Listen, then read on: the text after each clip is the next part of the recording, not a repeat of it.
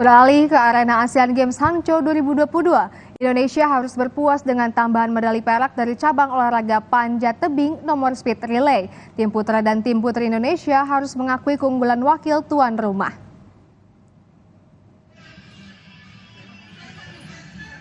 Tim panjat dinding merah putih putri berhasil tembus ke final speed relay setelah mengalahkan tim putri Korea Selatan di semifinal.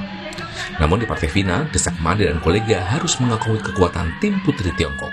Di panjatan pertama dan kedua, Desak dan Raja Salsabila mampu memimpin.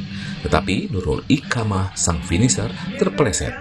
Mencatatkan waktu 23,506 detik, tim putri Indonesia harus merelakan medali emas untuk tim putri tuan rumah. Benar-benar harus lebih tenang karena memang sebagai finisher kayak gitu di tim relay, dan di big final saya melakukan sedikit slip di finishing dan itu membuat kami kalah dan mendapatkan perak. Sementara tim putra Indonesia yang mampu mengalahkan tim putra Korea Selatan di laga semifinal juga harus menyerah dari tim tuan rumah di partai final. Fredrik Leonardo dan kawan-kawan tidak mampu menyelesaikan pertandingan dan didiskualifikasi karena pemain ketiga Rahmat Adi Mulyono melakukan fail start.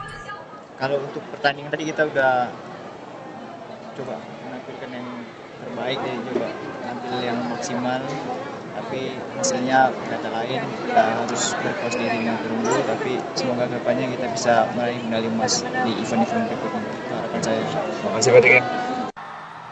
Meski demikian, 2 medali perak berhasil disumbangkan oleh tim panjat tebing Indonesia. Sebelumnya, Desak Made berhasil menyabet medali emas, sedangkan Rajia dan Fredrik membawa pulang medali perunggu di nomor speed. Tim Liputan, Kompas TV, Hangzhou, Tiongkok.